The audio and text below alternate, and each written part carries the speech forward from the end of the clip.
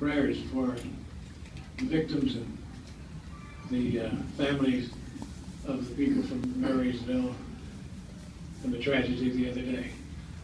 Just keep them in your thoughts. And now let's begin.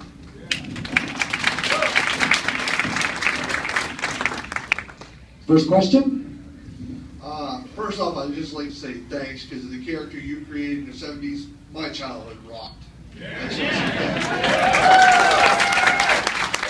The question is, even though it was filmed in slow-mo, how often did you do your own stunts, and was there ever any serious injuries from doing them? Well, I asked our moderator there, my friend, that how many steps up to the stage? I said 2. I said, I think I can make those. Getting down may be a little harder, but yeah, I at my age, I still have some regrets of some things that I said, boy, I wish I'd have used a stuntman more. And I remember you from yesterday, we took a picture together, and it reminded me, it kind of brought back the fear of Bigfoot.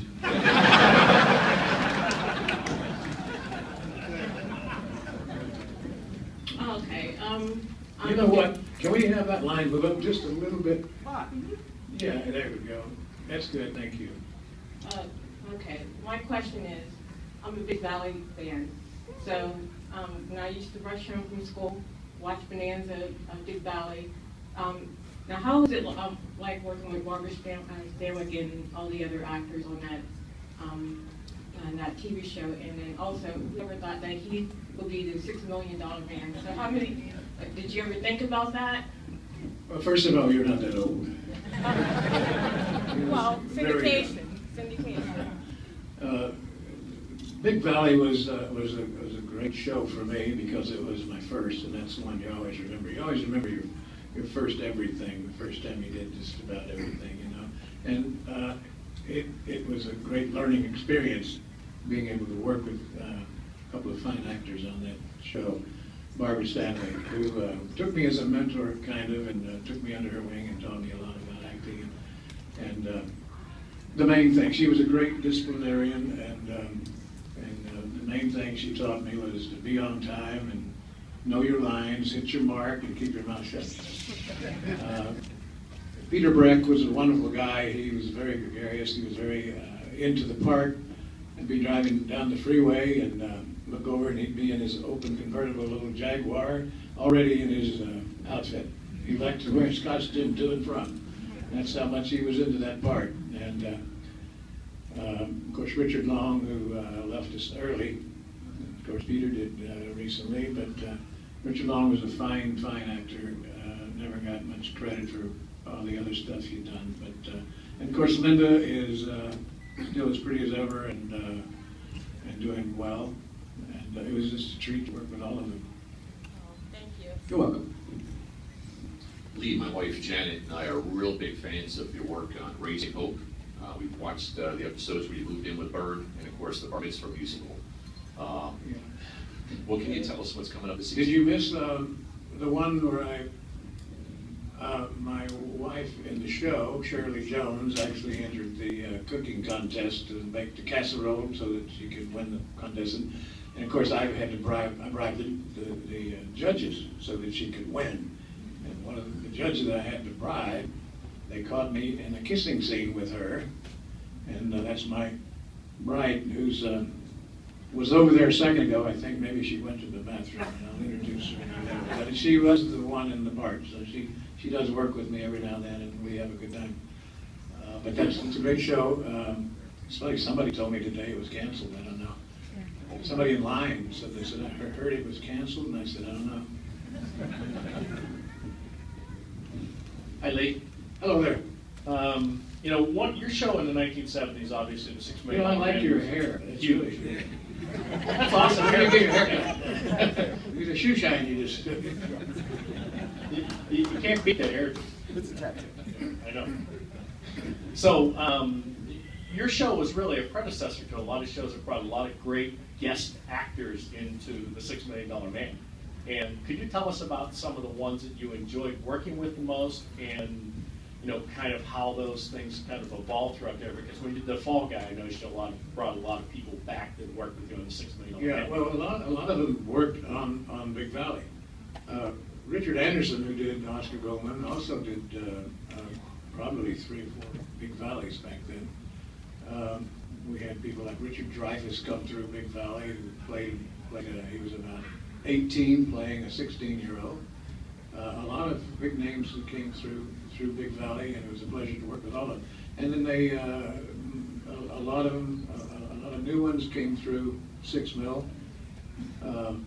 and the most fun I had was on Fall Guy, because I had a little more say on that show and was able to get more of my friends and guests that I wanted on the show. And so we had really good guest people on Fall Guy. I remember Richard Burton. And my all-time favorite growing up, everybody has a hero, and mine was Roy Rogers. So you go back so far that you don't remember maybe, but on television in the 60s, well, actually in the movies, there wasn't much television in the 50s and 40s. My hero was Roy Rogers, and so I got Roy Rogers to do the Fall Guy. And we had a scene where we were coming out of the saloon, and we were running and going to jump on our horses, and right after the bad guys, who just drove out of town in a Jeep, which didn't make much sense, but we did it anyway. And Roy, I always look over to see if whoever's going to mount a horse, whether they're getting on all right, because I was a pretty good horseman. So I was on mine, swinging my leg, and I'm looking back, and Roy missed the stirrup, so he didn't make it. And he looked at me and he said, "Lee, I think my spring is sprung." But you got to remember, he was well up there in his 60s, maybe even late 60s at that time, and wearing 2 6-shooters, one on each hip. And if you've ever had that kind of hardware on it, they're very heavy. So anyway, we did it the second time and got it right. But riding out of town, chasing after the bad guys, I thought I'd died and gone to heaven, looking over and seeing Roy Rogers with me and Trigger, so that was great. Next. Got it? Thank you.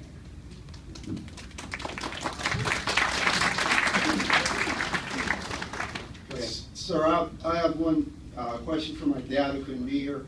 He wants to know how much time spent through the week to do a 1-hour show at Big Valley. And then I have a question for you, like on the Fall Guy. Do you still keep in touch with Markie Post and Heather Thomas, and how are they doing? And also, I thought the coolest thing you ever did was marry Farrah Fawcett. Well, I think the coolest thing now is this one over here. This is how I make babies. I keep the faith. I can still pick them. We're going into 19 years now. Now, what was the other question? There was 3 of them, I remember. Yeah, how much time did you spend in the on week doing to the do a show? 1-hour show? And Markie Post and Heather Thomas, how are they? Markie Post, I haven't heard about her in many years now, but I assume that she's married and having a wonderful family life. But Heather Thomas did marry an entertainment lawyer who was very well off, so she's okay. Let's see, Doug Barr, who was Howie on Fall Guy. He's up in Napa Valley, still doing some writing and a little directing and making wine. There's a little vineyard up there. And, was there another one? Yeah, When we started Big Valley, we did, the first year, we did probably 42 shows, 1-hour shows. Then we went to 38 forever. And it would take us about, back then we did them in 5 or 6 days. And it's a lot of work. I mean, that's 12, 14 hours a day at least. And then, because people today, when they get a series, they're lucky to get it picked up for 6 shows.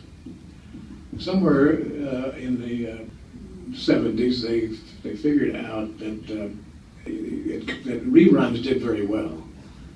So, in fact, if I got any reruns off Big Valley, I wouldn't be here. I'd be over in France somewhere in some castle or something. They didn't have reruns until the 70s, and so you worked very hard. And but After a while, the shows were down to about, they went to 28 for a long time, then they went to 20, 22. And now, like I say, you're lucky to get a pickup for 6, and then if you don't make it in 6 shows, they just, throw you off and put something else on. Now, what the point is, they figured out that people will still come and watch reruns, because back then they figured they needed new product. People wanted to see new shows every week and not have to see the same show. But they got smart, and so now you get 8 months of reruns and then next months of good product. Thank you. Hello, Lee. It's a Hi. pleasure to get a chance to talk to you. Came across an interesting little fact on Wikipedia. I was wondering if you could tell me if it's true or not. I heard that you and Farrah were the inspiration for Midnight Train to Georgia. No, actually, you're right. Yeah, a friend of mine named Jim Weatherly. Jim Weatherly was an All-American football player, a quarterback at Ole Miss. And I had just begun dating her, and I was taking her to the airport, and he rode along with us, and he asked what flight she was taking, and she said she was taking the midnight plane to Houston. So when Jim came to my place a couple of weeks later after that, he had written a song and played it, and it was Midnight Plane to Houston. Well, when Gladys Knight recorded it, naturally she said, "Jimmy, we don't go to Houston, and we don't fly airplanes." So the lyrics were changed to Midnight Train to Georgia, which became a huge hit for her. Good little trivia. Lee, I just wanted to say that for years when I was a kid, I would go ahead and look through the back of your head and pretend I had telescopic vision. And I really liked your role in The Norseman. Oh my gosh. Don't bring that up. Something I wanted to ask though is, do you remember a dead body being found on set at one point? Yes, I do. Bank robber, can you tell us about that? Yeah. I think it was on Fall Guy. No, this is $6 million man. Was it? Well, I know we were shooting at an amusement park or something, and some of the crew were in some of the back area in some rooms. They were moving equipment around, and there was a, I don't know how, I never saw it because I didn't want to go look at it, but they did discover a body that had been there for many years. I guess it had been part of the show or something, but I don't know how it got there or whatever happened to it. But oh yeah, I think it was a bank robber from like Kansas or somewhere. They finally did some sort of check on it. So, but yeah, that's a true story. Hi. You're a hero. You're my hero. And I just want to tell you that if I had a bucket list, this would be at the top, and I just checked it off. Thank you. That's very kind of you. Thank you so much. 2 questions. Are you going to write an autobiography ever? Because I'd love to read it. And the second one is, you did 2 movies. And forgive me, I don't remember the name of the second one. The first one was A Little Inconvenience. I do believe you directed it. No, I produced it. You produced it? Yeah. I want to know if that's on DVD. And there's another one you did about a race car.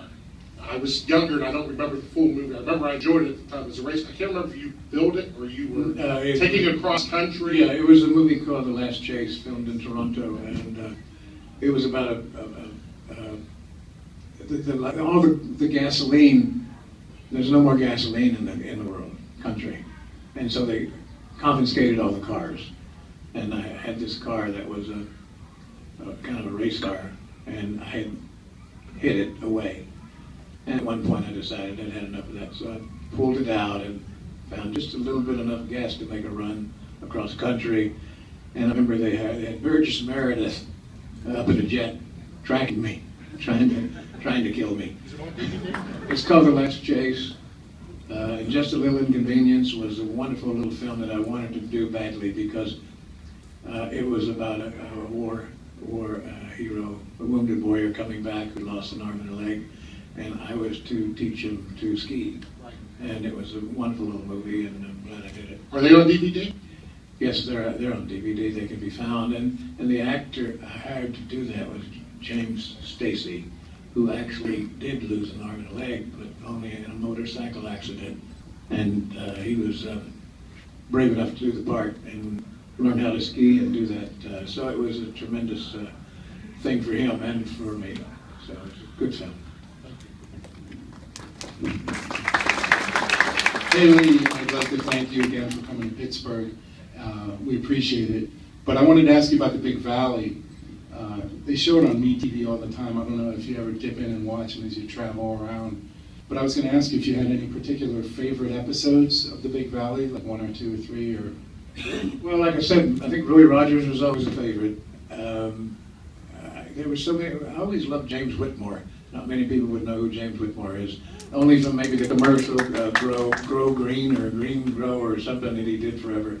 But James Whitmore was a fine actor, and I think he must have did 4 or 5 of those shows, and I enjoyed working with him. Buddy Hackett was on one claiming to be my father, which was kind of funny. If you know what Buddy Hackett looks like. No, I enjoyed all of them, and we had a bunch of great people come through there. Thank you. I wanted to thank you and today's Celebrity Culture and TMZ that you've been such a great role model and class act over the years. My question is, it must give you great pride to know that the $6 Million Man has inspired scientists and physicians to work on bionics. Do you ever get to work with them or see some of their work in progress or otherwise consult with them? No, I haven't, but no, believe me, I've been keeping up with all the technology and watching it grow and watching it come to pass over the many, many years. And I take a little pride in thinking, you know, maybe some kid watching that show eventually became one of those technology people that started coming up with working with doctors to make those happen. And every day they improve them more and more, and it's just I was very inspired by it myself. Thank you. How you doing, Lee? Thank The you. Fall Guy was my favorite show growing up as a kid. I heard there's a movie in the works. I'm wondering if you're attached to that project, and if they've come to you about who. I heard Dwayne "The Rock" Johnson's supposed to be Yeah, our character. my friend of mine, Dwayne Johnson, is doing it, and he did tell me one thing. He said, "I learned to raise my left eyebrow from watching you." And if you know, he does it well. And it's supposed to start sometime. I mean, film it sometime next year, but I'm not involved, and I'd be very happy to be offered a part in it. And hopefully something will happen, we will. But if not, say la vie. Thank you. Thank you. Hello, Lee. I'm actually up here because my wife, she's too much of a chicken to come up and ask you a question. so I will. They recently put out the Bionic Man comic books. I don't know, did you follow those at all? Did they talk to you at all? I know Kevin Smith was involved with it at first. I'd just like to know more about that. Let me tell you about merchandising. I was with Universal Studios under contract.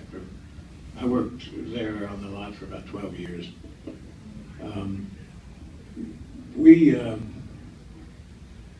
I had a little percentage of merchandising in my contract, but to this day, they're still in the red. If you know what I mean, they haven't made a profit yet. So no, I don't receive anything from any of those, any of that merchandise from any shows. I wish I did, but I don't. In fact, it's a surprising, but some of it's interesting because a lot of you guys bring stuff in for me to sign, and half the time it's stuff I've never ever seen before. In fact, my wife would, in the last few years or so, would look on eBay and maybe have to buy something that we don't have because we never saw it. So you're on eBay buying your own stuff back. You can probably find it here too. Yeah, I could probably take a walk around. Hello, I'm Mike Ozio Stewart. My wife Beth's here, and she was a chicken too, and she wouldn't ask a question. And we've been married, it'll be 30 years this year. Oh, good. Yeah, and she's always compared everybody she met to you. So, including myself. How'd you stack up? Well, I learned how to raise my left eyebrow. I will ask you when that happens. Before we got married, because I think that was a prerequisite to getting married. So, but she said you coined the phrase "Whoa howdy." Boy howdy. Boy howdy. Okay, she wanted to hear that. Boy howdy. That wasn't Heath Barkley. Yeah, and then she said to give us a good story about Big Valley. You know, you're going back so far. I will be 57 April 23rd. And I'm at the age where I can turn my numbers around. So going back that far to relate some stories are a little difficult. I'll tell you a quick story with Bigfoot. As if you knew, or if you didn't know, Andre the Giant played Bigfoot, a wrestler from France. Wonderful, kind of a very quiet guy. He loved to cook. He had a restaurant in France, and he was considered himself a chef also. We were out in the middle of the forest, a hot day, and we're doing a fight scene, and he used to pick me up and throw me, and then come and dive on me. He picked me up and he threw me. Pretty good ways. I'm laying there waiting for a second act here, and I look up, and all of a sudden the sun is blanked out, and it's a big dark cloud, and I close my eyes thinking I'm going to get crushed, and he never touched me. That's how good a wrestler he was. But I'll tell you a little secret that some of my crew members and us, we always had practical jokes going on each other, and one of them, I guess, somebody had slipped Andre a little water pill, Lasik, you know, in his drink, you know. So it was a hot day, so he had a 6-pack of beer, and he would open them and whip them down, and then open another, crush the can. He would do 6 in a row, crush those cans and throw them in, and we watched him all day. I don't think he ever went to the bathroom. To this day, I don't know how he did it, but I wouldn't want to smell that soup when he finally got out of it. Yes, sir. Thank you. In this era of reboots and reimaginings, where's the $6 Million Man movie? I mean, if a superhero movie makes $1 billion these days, why aren't we getting a $6 Million Man movie? And if we do, I hope you're in it. Thank you, but that's a Universal Studios project, but they also had a lot of problems with and I can understand, with the people who really own the book. Martin Caidin, who wrote the book, which was originally called Cyborg. They own the rights, and it's been many fights and lawsuits and stuff going back and forth. And that's why the DVDs hadn't come out until, last year? After 30 years or so, they still hadn't, come out, because they say the project is finally in the hands of the Weinstein brothers, so maybe they'll do something with it, but I'm not holding my breath. Hi, Lee. It's a pleasure to see you again. Thank you. It's okay. Questions for you. I've got a few questions. I could actually interview you all hour. I've got that many questions. But anyways, you've worked a lot on series TV for in the 60s, 70s, 80s. Were there ever movie roles that you wanted that you had to pass up because of your obligations to do a TV series? Well, the first one.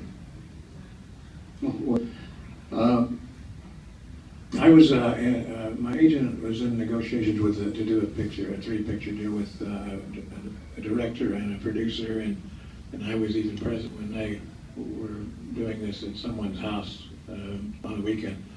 And it was all set that I was supposed to do this film, and because the Big Valley had been canceled, and I was free. So that's the route we were going in. And then all of a sudden, ABC changed their mind and picks up the series for another season. And it knocked me out of doing the film because ABC wouldn't let me out to do this film. This is a film. So they went to New York and they found another actor and cast a young guy named John Voight. And the film was Midnight Cowboy, which won an Oscar for Best Picture. So that was after that it didn't matter. But it didn't matter because I went on to go from series to series, and I'm still working today. I'm in my 51st year, and I'm still doing it. Just somebody commented, I just was on Raising Hope 3-4 weeks ago. I was just finished, I don't know if you remember Scott Baio. Yeah. Scott Baio has a little comedy series on Nickelodeon called See Dad Run. I just finished one of those a month ago. I'm going back on Monday to film another one. You can find it on, I didn't know it was on, but you can find it on Nickelodeon sometime. And I still do a lot of guest stuff on guesting on television, but a lot of small independent films, which are more fun to do because the characters are always more interesting. And, you know, if you do a series for, say you take those 3 series, Big Valley, Fall Guy, 6 Mil, and if they all run 5 years or more, you're looking at 15 or 18 years of the same characters. So for an actor, it's very boring. There's not much to do. So now I'm having more fun finding little roles that are different, even if it's a villain or a grandpa or whatever. Yeah, I'm playing a lot of grandpas lately. Why that is. Anyway, Okay. you get my point. Okay, one real quick 2-part type thing. Do you still stay in touch with Heather Thomas?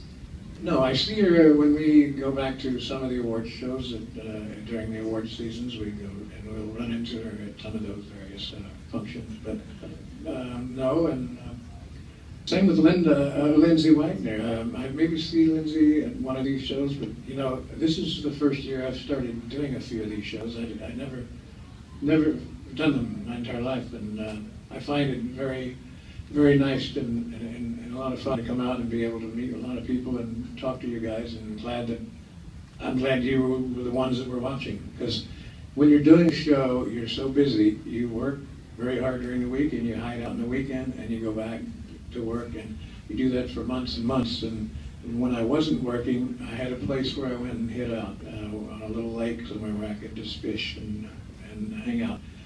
And so I never got out much, and I never toured out of the country much. But in the last 10, 15 years, when I've been able to travel more, I got amazed at the amount of people, the amount of countries that show was in, and a lot of people that you're able to reach, and hopefully, and be role models too, some kids, and of course you hope they never tried to jump off a barn but it's been very good.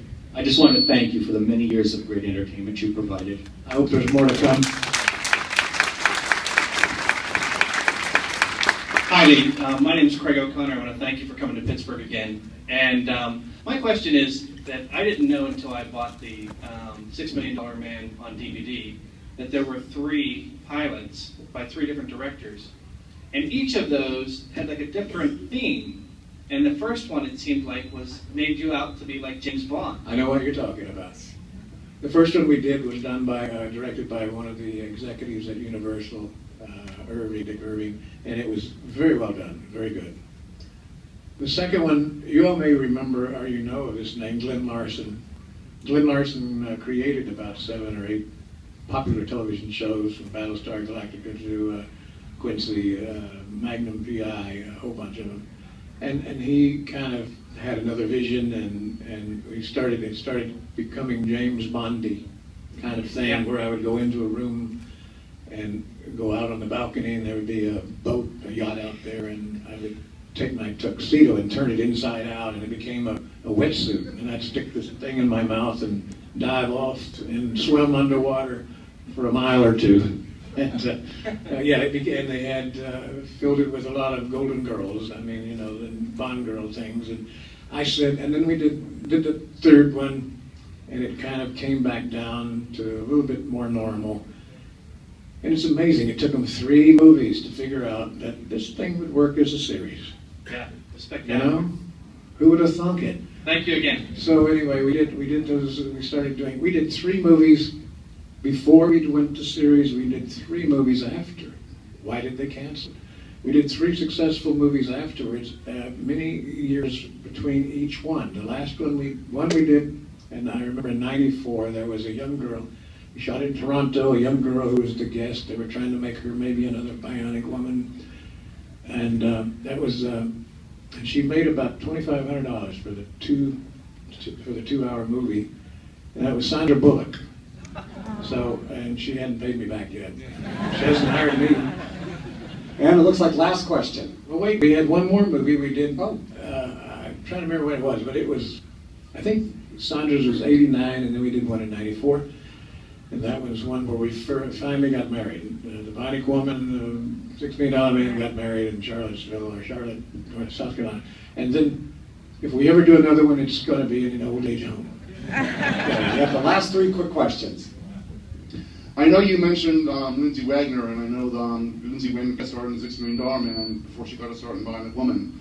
What was it like working with her when she was on the $6 Million Man? Well, I was kind of responsible for Lindsay's career, actually, because we had been shooting for about 2 seasons, and I had not had a love interest in my show. And I told the producers, I said, look, I'm tired of looking at these hairy-legged crew guys. I need to get a love interest in the show. And so they wrote this thing, and I ended up writing a little song and singing it in her first episode, a little love song for Jamie. Don't go look that one up. But I'm not the kind to kiss and tell that I've been seeing his face. That one I did sing also. That was the title for the Fall Guy, and the reason I did that is because it was singing about himself. So they made me do it, because it wasn't coming from somebody else when it was about me, really. So that's how that happened. It was a #1 hit in Germany, but David Hasselhoff had a #1 hit in Germany, so what does that matter?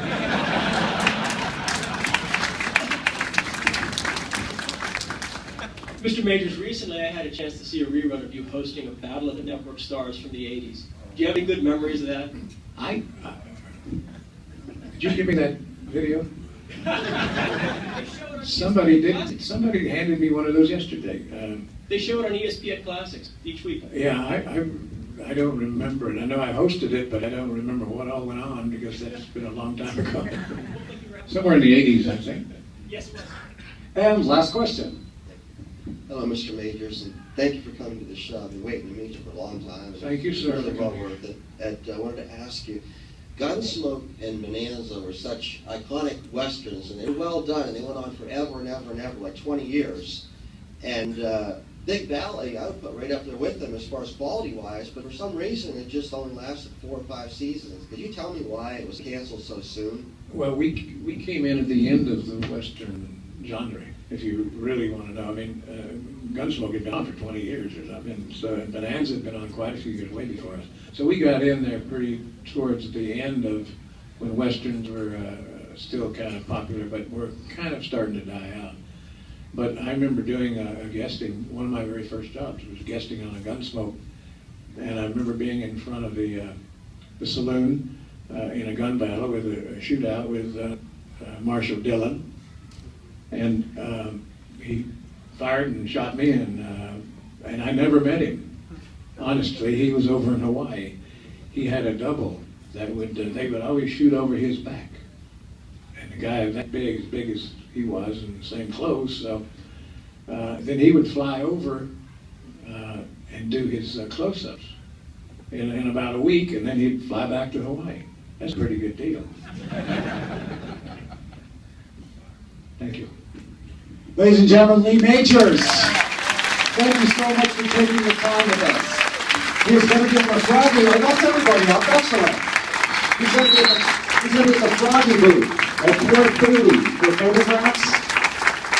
Yeah, I'm going back to the table to sign, and I'm going to be a photo up at 4:30, they think. So for those of you who haven't met yet, I'd like to see you.